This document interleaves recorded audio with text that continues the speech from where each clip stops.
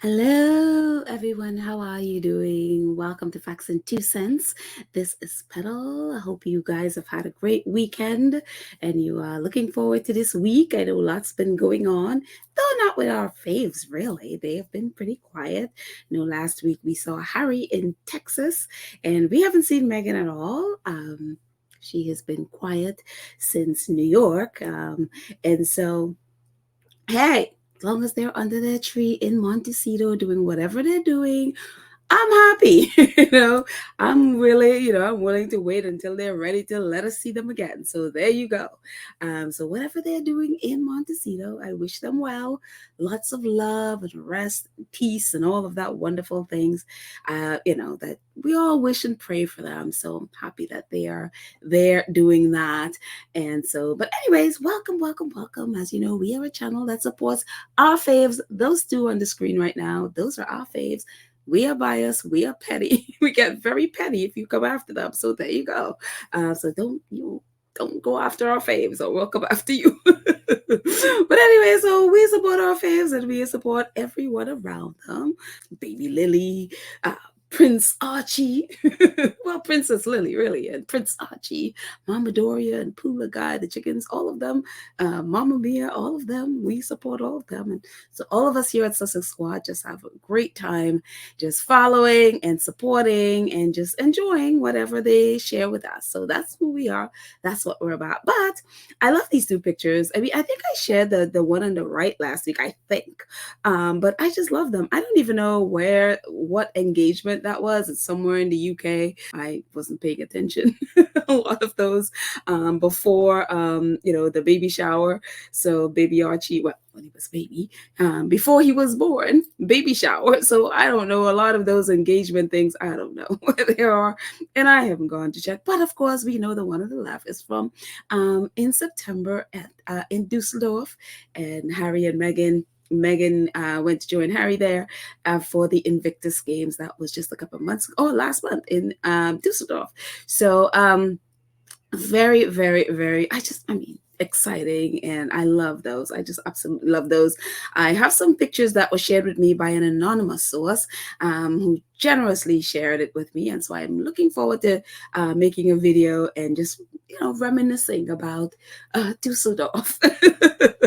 So thank you, anonymous source, for sharing those photos with me and videos, and I look forward to sharing those. But what else has been going on? Prince Harry's got a new job. We saw this posted, I think it was earlier this morning. I saw this. Harry, I think Harry is like you remember the Amon family? I think it was not Living Single. Was it Living Single? I don't remember what it was. But some show back in the day, it was like a sketch, the Wayans Brothers show. It was like a sketch thing with the Amon family, and people had like 10 jobs. Well, I think Harry's about to join that family. Because Harry's got about 10 jobs now. He's the CIO of Better Up, Chief Impact Officer. I started Archwell with Meghan, founded Sentibali with Princey, so he has Travelist, and of course the founder and the face and just the everything for Invictus Games and all the other things he's doing.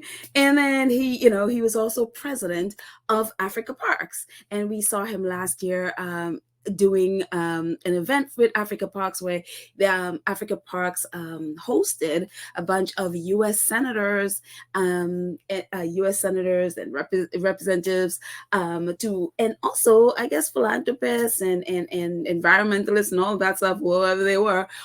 He hosted them last August in 3 different parts in Africa, and so it's like Mozambique, Zambia, Rwanda.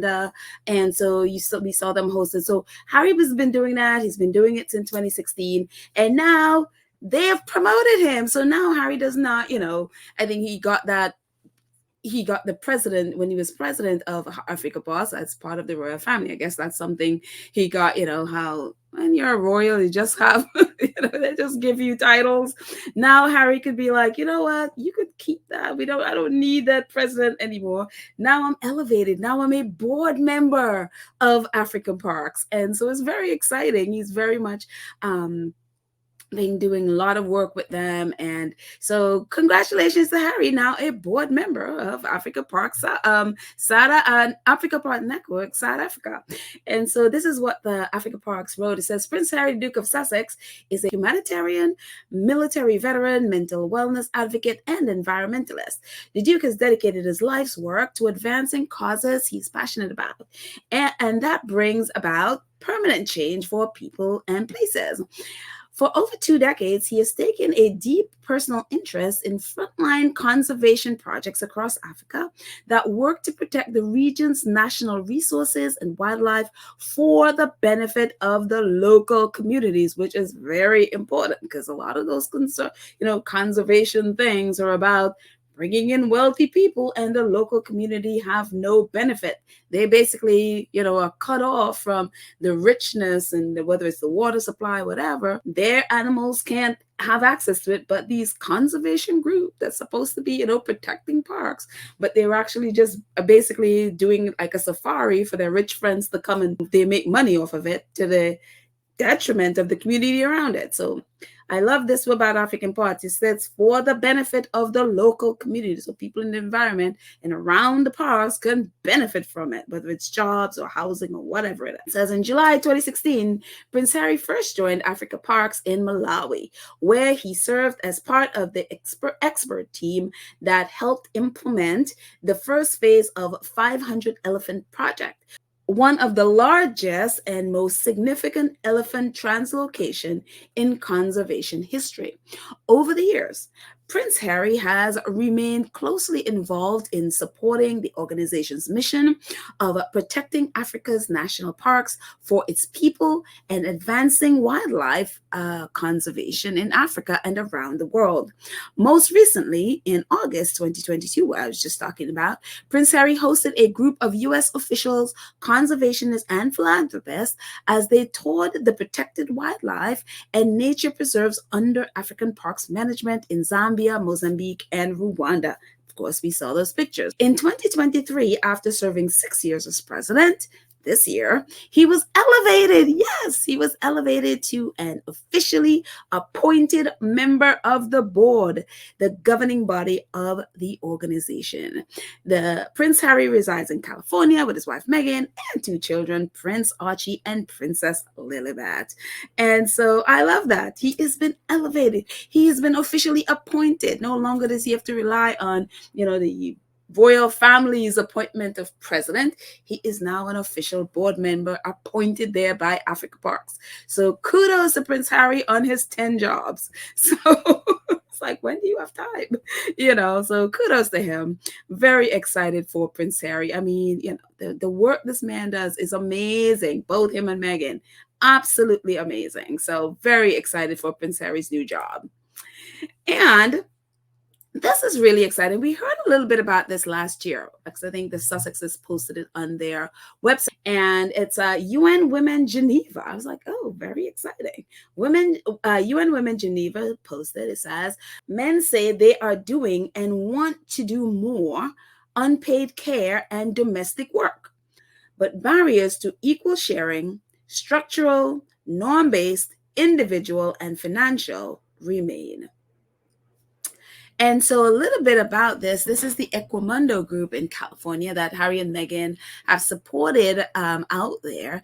And this is about fathers being able to take the time and whatever they need to partner with their wives, taking care of their kids and whatever it is in the home, etc. So it says the state of the world's fathers in 2023, centering care with the world in crisis. And so this is what it says. It's a little lengthy read, but it's important. It says the State of the World Fathers 2023 report reveals that thousands of women and men across the world are calling for care to be central to their lives, which can only be addressed by a fundamental overhaul of power structures, policies, and social norms around both paid and unpaid care work. The report, coordinated and led by Equimundo's Center for Masculinities and Social Justice as part of a global fatherhood campaign.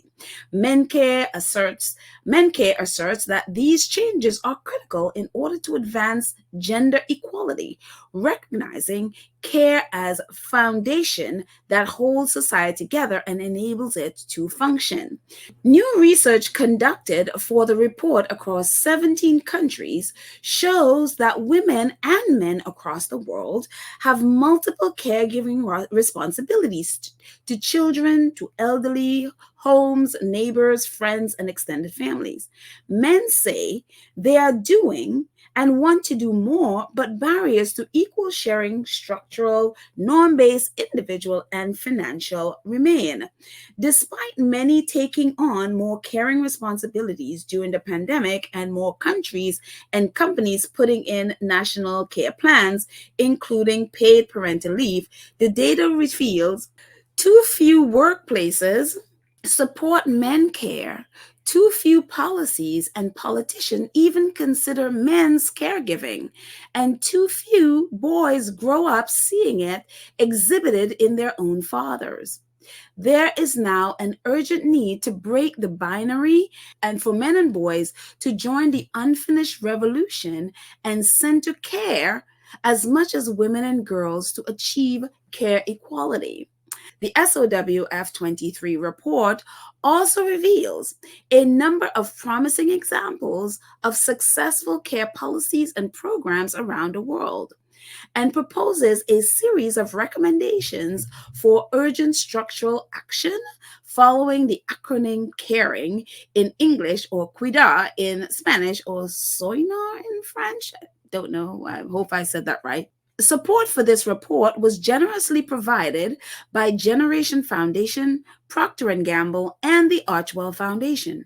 Equimundo also thanks its core support donors Oak Foundation, Echidna Giving, and Wellspring Philanthropic Fund. So that's, of course, so see Archwell logo at the bottom where I put that there. But anyway, so this is men, again, equality. There's our society is about women staying home and taking care of the kids, and men go off to work. And it's just like, but that's not quite fair. Why should all the burden or the majority of the burden be on a woman? There should be balance. And so this is kind of what this is talking about, is creating a society where there is balance. Basically, I think it's transforming not only with policy, but transforming people's mindset and the structure, the patriarchal structure that's in place that teaches boys as they're growing up that they got to go to work and the woman stays home and take care of the kids. So it's a whole bunch of norms that need to be redone or at least kicked out and start over.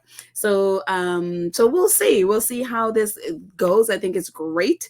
There should be equality, and so it's really great that this group of men from Equimundo, that they are really pushing and advancing this. So very exciting. And of course, the Sussexes are right there, and they're all about change, and I love it. Absolutely love it. What else is going on in the world of royals? It's so funny. I think I missed this. I know this. There were so many things going on, and then you think of what's going on in the world, and there's so much going on. So I think there's a lot of royal stuff that I missed at some point, and this is one of them. We all remember this wonderful photo from Beyonce's concert with Kelly Rowland and Kerry Washington and Meghan. And so Hello, I guess, did an interview with Kelly about a number of things. But obviously, whenever you see a picture like this and they go before a reporter, it is inevitable that they're going to ask the person about Meghan, or if the person met Harry, they're going to ask them about Harry. It's just, everybody needs to know what it's like meeting Meghan and meeting Harry. It's just like, oh my goodness. And again, these are the two people that the British press claim that they're irrelevant. So anyway, so Kelly Rowland sat down with Hello, or at least and so this is some of what she said. She said it was the first time meeting her, the Destiny Child alum said, it was just nice being there with other great women and being able to simply talk.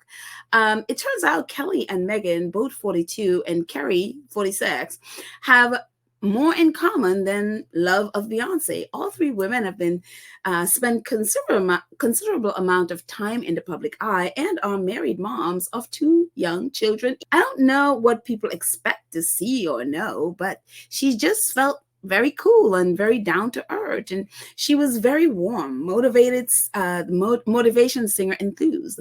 She added that Meghan had a regal bearing, independent of her very famous husband and in-laws. She was royal before she was in that family, says Hello. I think that we are royalty before anything, and we have to hold ourselves to that in that regard as humans, as people. And I love the way Kelly thinks. I love the way she's like, we are queens, you know. We don't have to pretend with, you know, those stolen crowns and stuff. We are queens no matter what. And so I love that. And of course, you know, it's so funny because a lot of times people take photos. You go to an event and you take photos with this person and that person and the other person.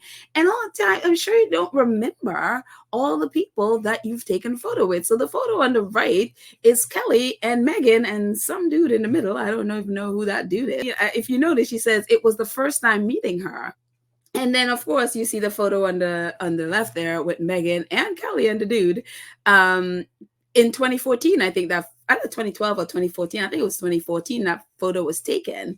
And so she had met Meghan before, but she obviously forgot. And it's so funny, again, with some of these things. And, you know, you see people, they take a photo with someone and like, oh my gosh, they took a photo with that person. They must be going out together. Oh my God. You know what I mean? And it's just like, no, we just took a photo with a person at an event. We don't know each other. So it's a photo.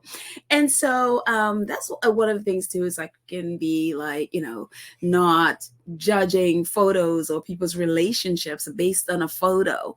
It could just be a photo and it has nothing other than the fact that the camera clicked, that's it. Everybody go their own way. And, you know, it's funny because when in the beginning of the Harry and Meghan docuseries, one of the things that's shown to Meghan and Harry is a video of Meghan doing an interview where the interviewer is asking her, you know, Harry or William, and Meghan is like, she's like, I don't know, and the woman's like, Harry, and she's like, oh, okay, Harry, okay, and she just moved on. She's no. And then so when they showed that interview to Meghan, she didn't even remember the interview. She had no idea. She did not remember doing that interview.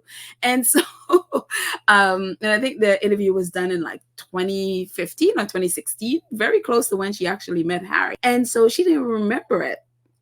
And so it's very funny that and you do so many things and you're part of so many things that you don't remember all the time the people that you meet. But the thing that, but the important part here that I love, and I think a lot of people on social media, especially in the squad, have been really camped out on, is when she said she was already royal before she was in that family. And so it's just, of course, Meghan already had a following. She already knew who she was. She's a fully formed woman before going into the royal family. I think one of the reasons people are always like, it's like, I can't believe she walked away from the royal institution and moved. People are always like, they can't believe she did. And it's just like, because Meghan knew her worth. She already knew she was a queen. She does not need to put up with people's nonsense and to prove she is anything. She's who she is. And she already knew her worth. She already knew that about herself. And so I love that mentality and believing it. And so I just love that. And I think that's why these women are successful. They know their worth. They're not settling for nonsense or putting up with people's nonsense because they're so desperate to be, you know, in that royal crowd. She was royal before. So there you go. I love that photo with her and Kerry Washington and Meghan. All three women are with Netflix. And so I look forward to seeing if Meghan will be working with them in some capacity. Moving on, what else is happening? Oh, yeah, this. And so last week we talked about this. President of Kenya, William Samoei Ruto, he tweeted this. I think it was on the 23rd. Yeah, 23rd. You see in the bottom there. Kenya is honored that King Charles and Queen Camilla has chosen our country for their first visit to a Commonwealth nation. This choice is a testament to the depth of our relationship and mutual beneficial nature of our partnership. The visit is a significant opportunity to enhance our collaboration on various ideas and shared interests. And so we talked about this groveling nonsense about a week ago, where he is honored to have Queen Camilla and King Charles come and sprinkle their, royal fairy dust on Kenya. And one of the things we talked about then too is, in terms of what their reception need to be in Kenya, because one of the things we get over and over and over when the royals are going to a country, especially a Commonwealth country or a former colony or whatever, it's always the thing where locals who have suffered or their ancestors have suffered some just complete atrocity at the hands of these royal ancestors, they call for apology and reparation. And so my thing last week was the people of Kenya, in order for them to make any kind of impact, they need to take from what happened to King Willem Alexander and Queen Maxima in South Africa last week. I think last week or a week before they were there. And a couple of First Nation groups, South African groups who came out when they went visiting a museum. They came out and protested, loudly protest, telling them to respect them. They want back their land, calling them out for their ancestors, rape and murder and all of that stuff. They were shouting at them. They just were not having these two. Willem has started, he made some apologies, and he has started on this quest to learn more about what the Dutch had done and basically the atrocities they committed in parts of Africa. And so he is on this thing. So I think he felt safe in person going there and basically going back to the scene of the crime, as that journalist from St. Vincent pointedly said.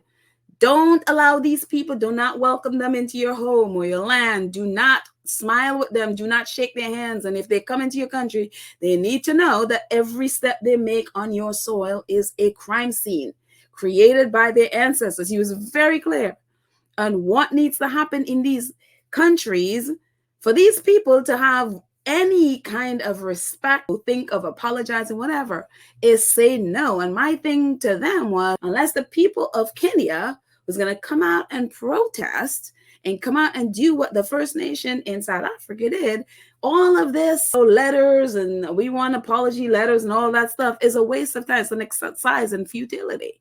With all of this stuff, let's go to these former colonies and have these tours and all of these things, and we drive around in a wealthy car and we have these state dinners and the locals come and perform for us and entertain us, soak up their culture and eat the food, and that poor nation have to pay for your security. And then after you've done all of that, shake a few hands or whatever, you get to go back to your palace, leave them with the security bill, which is usually the largest items on the bill that the country need to pick up.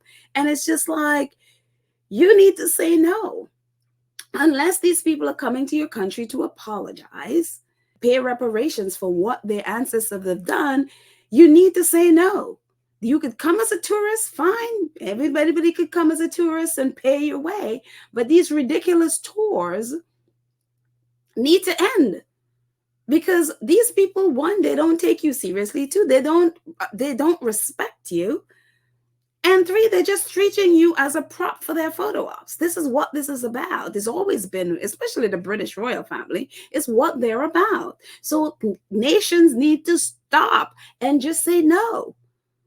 And so here we are again with this, again, starting tomorrow, King Charles and Queen Camilla are going to Kenya and to start, it was like a 4-day tour, whatever. And sure enough, we have these letters, we need apology. So the AFP agency that's out there, I guess in Kenya, says the British King Charles must offer an unequivocal public apology for the abuses during colonial rule, the Kenyan Human Rights Commission, which is the KHRC, said on Sunday, 2 days before the British monarch visits. This was yesterday. And a couple of clips from the article says, we call upon the King on behalf of the British government to issue an unconditional and unequivocal public apology, as opposed to the very cautious, self-preserving, and protective statements of regret for the brutal and inhuman treatment inflicted on Kenyan citizens, the non-government KHRC said. According to Buckingham Palace, this is what they said, this is what's going to happen. According to Buckingham Palace, Charles is expected to tackle the more painful aspects of the UK historic relationship with Kenya. This would include the 1952 to 1960 emergency, when colonial authorities clamped down on the Mau Mau guerrillas campaign against European settlers. About 10,000, mainly from the Kikuyu community, were killed during the suppression of the uprising. From Buckingham Palace, this is what King Charles and Camilla are doing. He says, His Majesty will take time during the visit to deepen his understanding of the wrongs suffered in this period by the people of Kenya, the palace said this month. KHRC said the apology should cover the entire colonial period from 1895 to 1963. We further demand effective reparations for all the atrocities committed to the different groups in the country. It said, urging President William Ruto to prioritize this in his meeting with Charles. After a court case lasting several years, Britain agreed in 2013 to compensate more than 5,000 Kenyans who had suffered abuse during the Mau Mau revolt in a deal worth nearly 20 million pounds, 25 million in today's rates. In Nairobi, Charles will meet entrepreneurs, young Kenyans, and participate in a state banquet, all at the expense of the Kenyan people. So notice the different things that they are asking. They want apology for all the crimes, basically, the UK committed. They want reparations for all the tribes and all the people that were affected, descendants of these ancestors who were brutally murdered by British troops. They want reparations. But notice what Charles is offering. As we said the last time, His Majesty is going to take time to what? Deepen his understanding.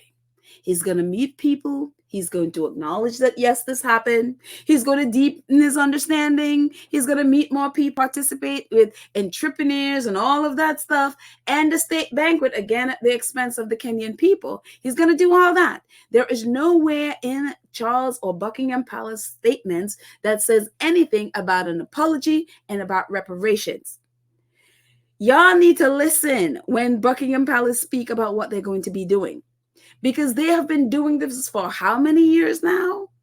They are not going to apologize. They're never going to. They don't respect you.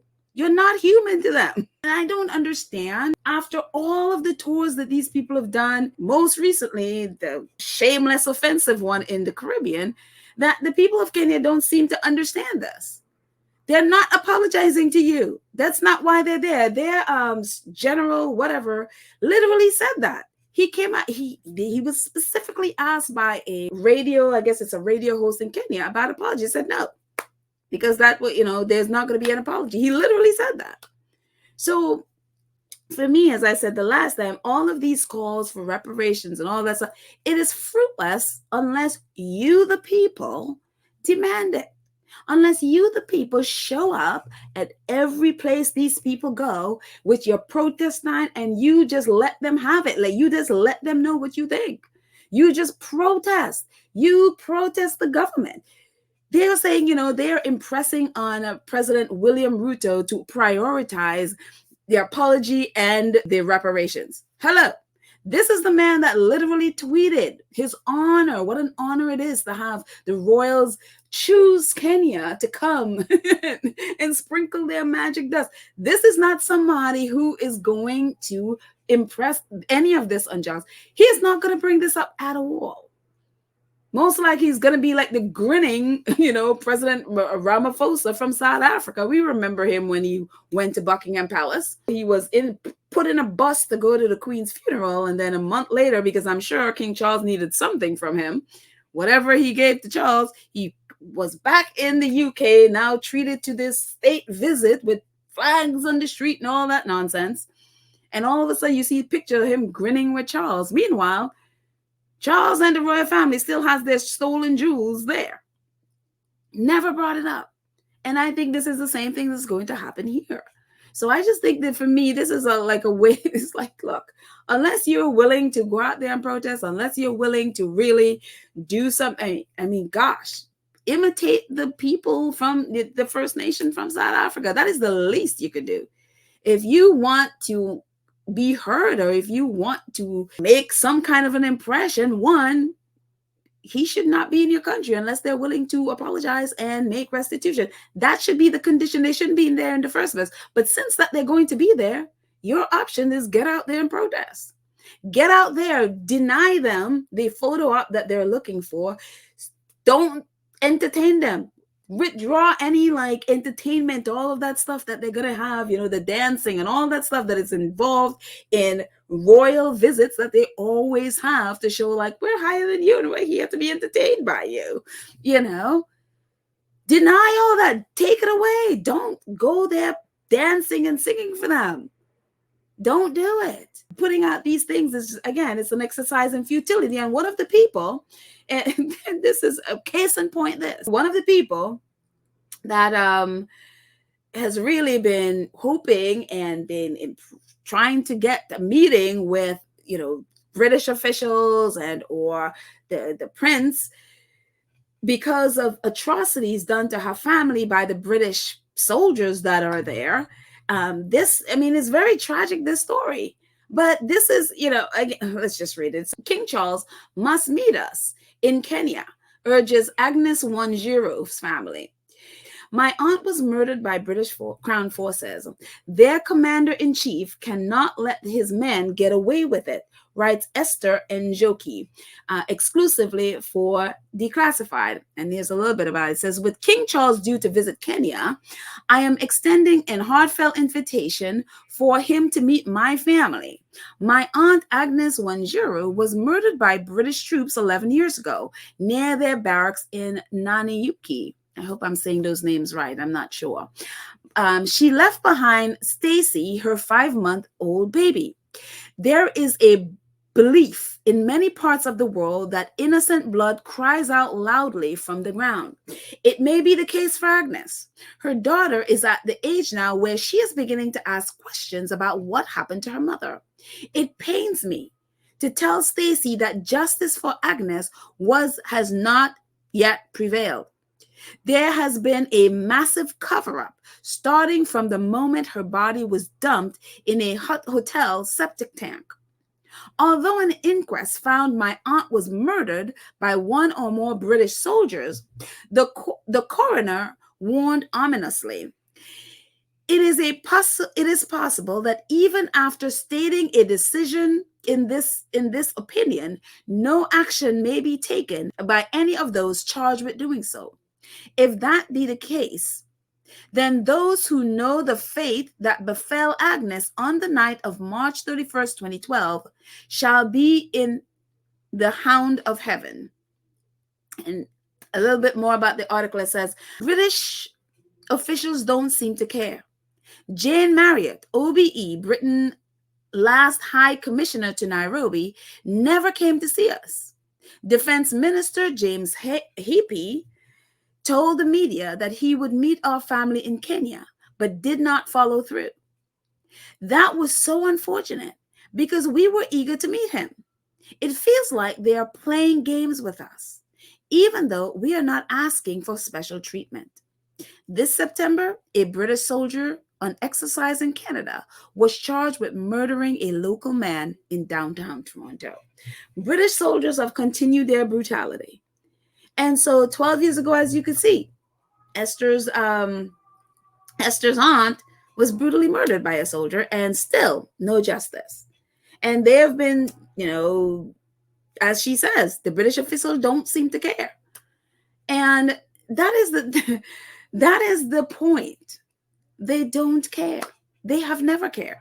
Again, they don't see us. They don't see Black and brown people as human. We are props for their "We Are Not Racist" campaign. And that is the thing that is so hard. Like, I don't understand. They have done everything in their power to show that they don't care. They have basically laid it out for us. And I don't understand why we as a people, as you know, I think a lot of us, we so hold on to the believing the best about people, that even when they tell us we don't care, even when they show us in every way that they don't care, we still believe that there's a humanity there, that they are different, that somehow this can't be the case. Of course you're human, of course you care. And the sad reality is they don't. As she says, they seem as they don't seem like they care. Sorry, Esther, they don't, unfortunately. The fact the last high commissioner never came to see you, the defense minister said he was coming, he didn't show up. They don't care. So whether she meets Charles or not, I don't know. But her comments, like, they feel like it feels like they're playing games with us. I don't even think they're playing games. They just don't care.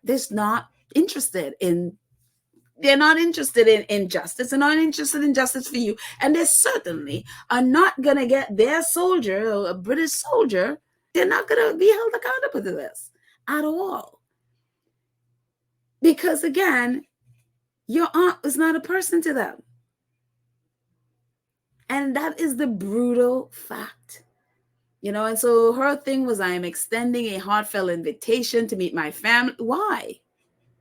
Maybe that might help you feel good in the moment. That, maybe, again, I'm not her, so I don't mean to be harsh.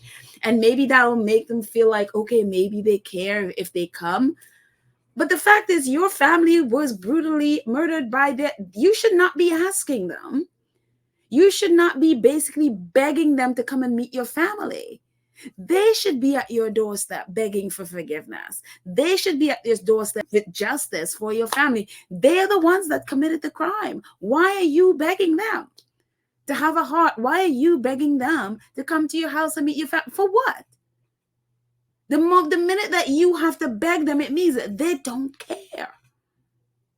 So you really want to bring people that don't care to meet your family? For what reason? I mean, they could come so they, get a photo up. Oh, we met her family. Okay. And then what? Exactly. And what would they do? And then what? You might feel good for a moment and then they get their photo up, but then what? They go back to their castle and then you're just a black face in Kenya. And that's the sad, harsh reality of this. And so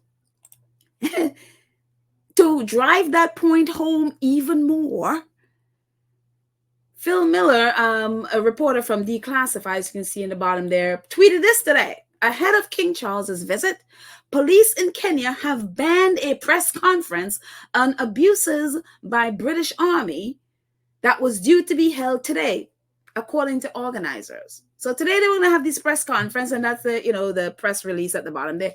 And this is what was in the press release. It says, you are invited to attend a press conference with numerous survivors of crimes committed by British Army soldiers in Kenya on the 30th day of October, which is today. There will be statements by community members whose land and livelihood were destroyed in 2021 by the fire that started by British Army soldiers in Loldega Hills. I hope I said that correct. With their representatives and the African Center for Collective and Prevention Action, who've been campaigning on the issue. They have been fighting with the British Army to pay appropriate compensation to them. And this has still not happened, despite the Kenya court's ruling that they must do this. There will also be the family members from Agnes Wanjuri, who we were just talking about, who was murdered by a British soldier, who will give a statement. The victims of exploded ordnances maimed and injured by munitions left by the British Army. The press conference is in anticipation of King Charles's upcoming visit to Kenya, 60 years since independence. And so this is what the press conference was going to be. They were going to do this press conference today. And what happens? Ahead of King Charles's visit, police in Kenya have banned the press conference on abuses by the British Army that was due to be held today, according to organizers. The Kenyan government and their police have decided they don't want any embarrassment. King is coming, that king who they're honored to. We talked about this. They were like, we're impressing on the president, pushing him to impress on Charles the need for an apology and reparations to the people of Kenya. And like I said, when you see a tweet or a post on X about being honored that they are chosen by Charles, this is not someone who is going to be impressing anything on Charles, least of all reparations and apology. And here are these people who have suffered so brutally at the hands of the British military. All they wanted to do is a press conference, advance of Charles starting his trip tomorrow. And the Kenyan police and government have banned the press conference. And I can guarantee you Buckingham Palace has something to do with that ban. They are coming there. They are not here to be about the people. Like we said before, these visits are never about the people. And so my question to the people of Kenya, what you going to do? What you going to do? Are you going to imitate the First Nation in South Africa who rose up and, screamed in the head of King William and Queen Maxima? Are you going to rise up? Or are you just going to let these people come into your country and do this nonsense? And then for the next 20 years, we're going to be, you need to pay reparations. Again, unless the people of Kenya rise up, nothing is going to happen. I mean, I'm not even going to cover these letters things anymore because they're a waste of time. You're wasting your time. It's an exercise in futility. You have a government that right now that has not decolonized their mind. They're not here for reparations. They're not going to do it. Right now, they're at I am bowing down and licking the feet of royalty. Because, I want my royal connections. I want to keep those connections. And unless you have leaders that are willing to kick those connections out the door and demand that they pay reparations or they're not coming into their country, definitely not for a tour. Again, you could come as a visitor and pay your own way, but definitely not do these ridiculous tours anymore. Unless you have a government that is just, then this is all just a waste of time. And again, this is saying that we saw before, we read before that that the British Army had, from a court case, said, yes, we're going to be paying. And from this, it's saying Kenya courts ruled and the British Army have not been paying what the court had ruled that they need to pay these people. Again, your court ruled that they have to pay and they're still not paying. And you're going to invite these people into your home, in your country? These are the people you're going to bow down to? They don't respect even your court. Their court ruled that they need to pay it, and they're like, no. Again, they have no respect. They don't see you as people. They don't respect you. So don't expect any of this stuff. So anyway, moving on from this. Unbelievable. They banned a press conference. Heaven knows what else they're going to be banning when the royals are, start their trip. Unbelievable. Anyway, staying in Africa, as we've been talking about Palestine and all the things that's going on in Palestine, even a greater tragedy is going on in Africa right now in the Democratic Republic of Congo. And it's very sad because nothing had said about it that I didn't even realize it was going on because nobody was covering it. Again, I hadn't seen it anywhere. And then all of a sudden I saw this video of this girl, and I guess they were asking her, what's going on in the Republic of Congo. And she was talking about this violence and the really just horrendous things going on where people, at least 6 million people, 7 million people, as it says, are now displaced. And they're basically in kind of the situation that's going on in Gaza with people with so much violence and so much killing. And so people are now, as you can see, living in these tents in just squalor situation. And it's even a greater situation. That's what's going on in Palestine. And so because it wasn't being people hadn't talked about. I didn't even realize it. And so I started taking an interest because, again, as I told you, when I did my maternal and ancestry, my line had started according to National Geographic did what's called the genographics, and where they trace your maternal line back to where they started. And so mine started in Congo. And I told you guys a story. So when I saw that, I was like, oh my gosh, I didn't even realize this was going on. And so this is what it says, BBC Africa. The UN says nearly 7 million people are now internally displaced within the Democratic Republic of Congo due to escalating violence. According to the UN, the DRC is facing one of the world's biggest displacement and humanitarian crises. The UN says a record 6.9 million people are now internally displaced within the Democratic, which we just read, due to escalating violence. The UN International Organization for Migration has collected tracking data with all 26 of the country's provinces. It says the vast majority of those displaced live in the east, where conflict is cited as a primary cause. The North Kivu alone, up to 1 million people have fled their homes this year due to ongoing fighting with M23 rebels. It warns that DR Congo is facing one of the world's biggest displacement and humanitarian crisis. So this stuff is going on, and apparently, and what I'm understanding, and again, I just started reading on this, so I am not up on all of it, up on the majority of it, because again, I just started. Because not only is they're facing issues with international countries overseas, but they're also facing issues with, I guess, neighboring countries like Uganda and Rwanda, who is part of this issue and part of the reason why Congo is in this dire situation. So as I read about it, well, we can talk about it. But it is just, it makes you want to just crawl up under a blanket and just sleep for a month, because there's so much of this stuff going on again. So please pray for the people of Congo. We could, read more about it if you guys want to talk about it. And also please continue to pray for those in Palestine who are just, yeah, they are going through it as well, with Israel just completely, I guess they are bent on wiping out the entire population of Palestinian people. So it is just really crazy, the stuff. And again, there's so many other countries that a lot of this stuff is happening to as well. But Congo is really bad. Things are really, really bad.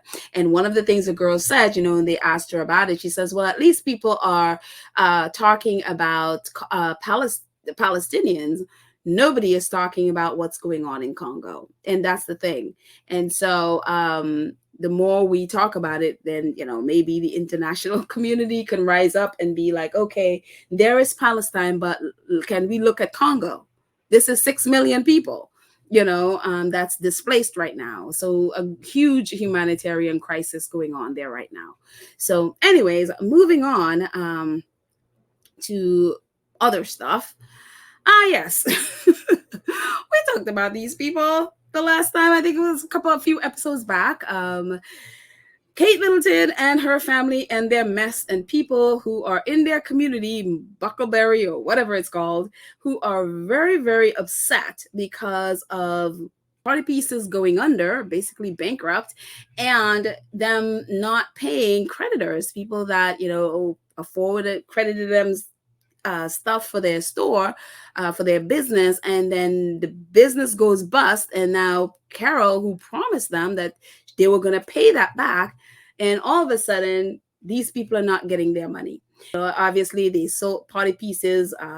This guy bought it but did not take on whatever the arrangement was, did not take on the debt. So the creditors are now left with 2.5 million pounds out of pocket. And so it's affected so many people. So they started sticking up all of these embarrassing letters and notices around Kate Middleton's parents' community in Buckleberry, or whatever it's called again, really out calling them out for not paying the creditors, because again, these are small businesses and they need their money. Who knows if they're going to be able to go on, because they're out money that was supposed to go to them. And again, they gave her the credit and credited her with stuff because, again, she is the mother of the future queen. So they thought they were safe. The media has always branded the Middleton as very wealthy. They have a $5 million home and they have this, and Party Pieces was doing great. So people felt safe that they can just, credit them stuff. And then realizing now that none of that is true.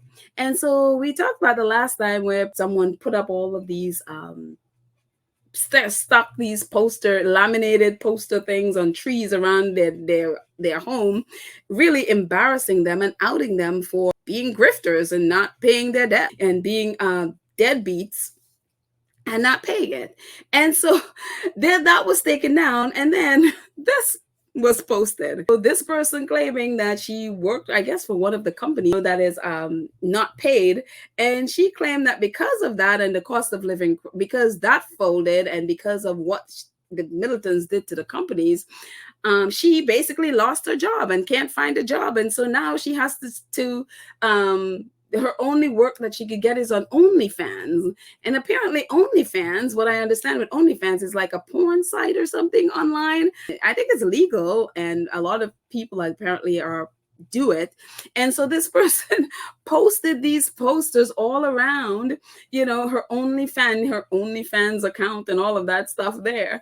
And she's like, because of what the Middletons did, and she can't find a job, she had to turn to OnlyFans to be able to afford. And so it just it has been a very embarrassing thing for the Middleton family, and friends in the press are now labeling it as how that people are cruelly attacking the Middletons and how it's not their fault, and poor me, how could people do this to these wonderful people in the community. And now they're having a neighborhood watch where people could volunteer to basically stand guard around the Middletons to make sure nobody comes and embarrass them with more of these posters. And so, which is absolutely ridiculous. And they are painting the Middletons as the victims of this. And these people are not victims, and they're not being victimized. If they wanted to victimize the Middletons, they could go a whole different route than just posting things around the community.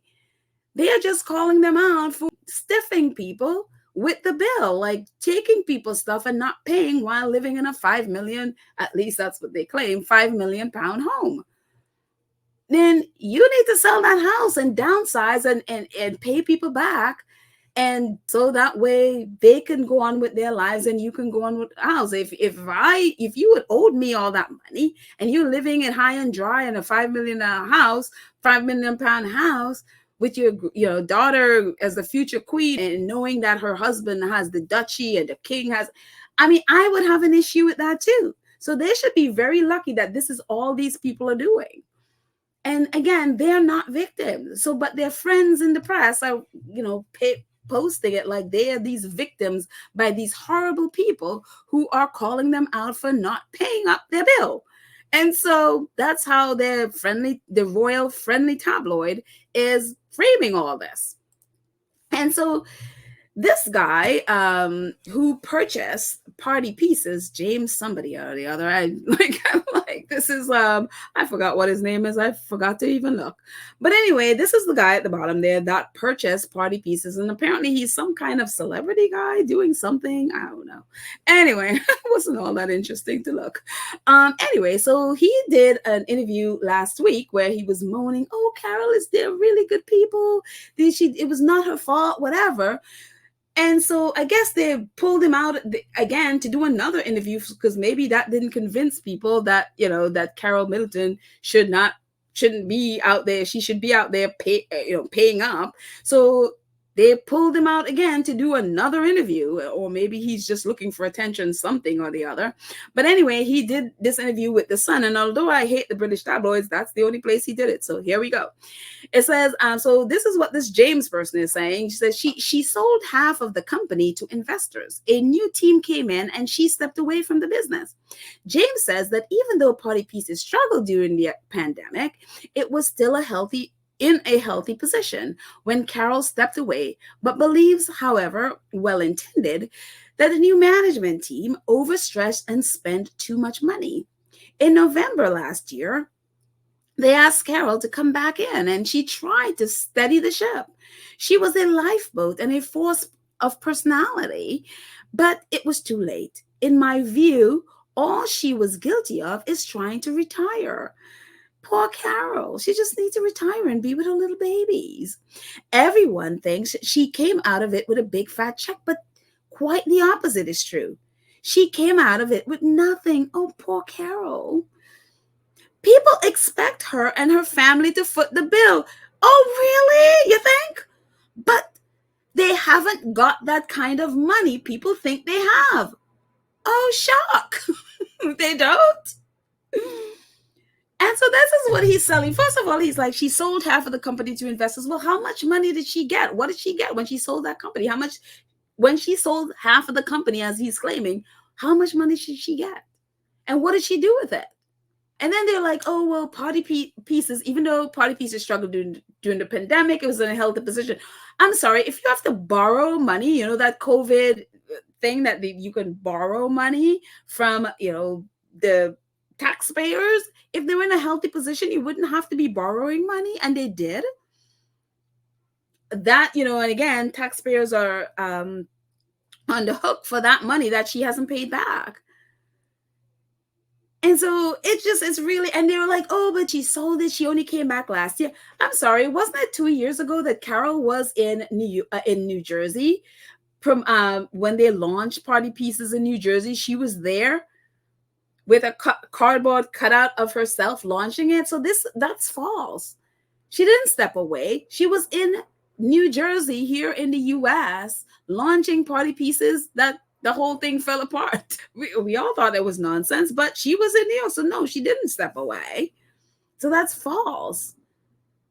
And whether she got a big fat check or not, she's still on the hook because, again, she told those people she would be paying.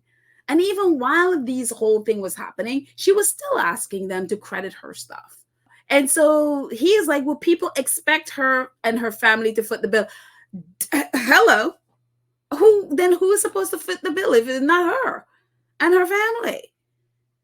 And he's like, but they haven't got that kind of money, which we figured out. Because a lot of this is, you know, I think the Middletons went to Donald Trump's business school or something. Because I think a lot of this, like whether it's their business or whatever, they inflated the price to make people think it was worth more than it is, so people would invest. Inflating whatever it is so people would give them credit based on they're assuming that the business is doing great. Just like Trump does, you know, with his things here. He makes it sound like, oh my gosh, it's so much more. It's worth so much more. And then you invest and then you get on the hook for stuff. And this is, I think, what happened here. And they're like, but they haven't got that kind of money. Well, we figured that. But they do have what people are saying is a $5 million home, a £5 million home. So they need to be selling that to make sure that people get their money and downsize.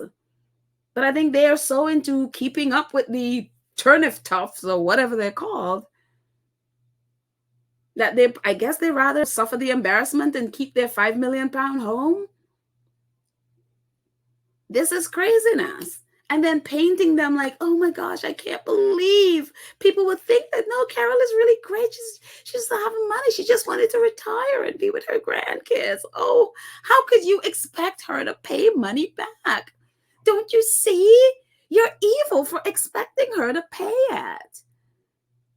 I mean, oh my gosh. Y'all should be very lucky that the people around where they live in Buckleberry are very civil, seem to be very civilized people and handling this in a very civilized way, because it could have been really worse. And no, the Middletons are not the victims here. And the fact that they are using their client press to brand the people who they owe money as they are victimizing and like they're these terrible people victimizing the poor Middletons is ridiculous. And they need to call out the Middletons for this, because they are basically demonizing the victims, which we know is the royal family does this all the time. They demonize the victims. Hello, Harry and Meghan. And they should be soundly called out for this. This is ridiculous. So who knows what else that would be posted on those trees around their home. But kudos for those people for not letting them get away with this. We all have been in problems. People have money problems all over the world. But when you see situations like this, and not only you're wrong, but you should be like, I'm so sorry, I'm trying, whatever. You're at the mercy of these people. But the fact that they're allowing their client press to demonize their victims, that's a no-no. That is a no-no. You don't get to call the people that you victimize and paint them as these bad people who are victimizing you. This is ridiculous. So anyways, hopefully I don't know. Again, I don't know what these people would be doing next, but they need to pay them. They need to pay up. And that's just the fact of that. Anyways, moving on to more happier things. Invictus Games Foundations. As we have passed 5 years, the 5-year anniversary of the Invictus Games Sydney 2018, we are currently calculating the true impact of these games on competitors and the Australian wounded and injured servicemen and women community.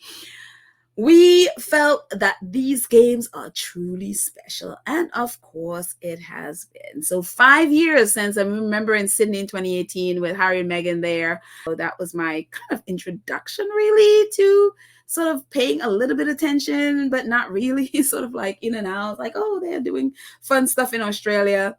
And again, I started really paying attention at the baby shower.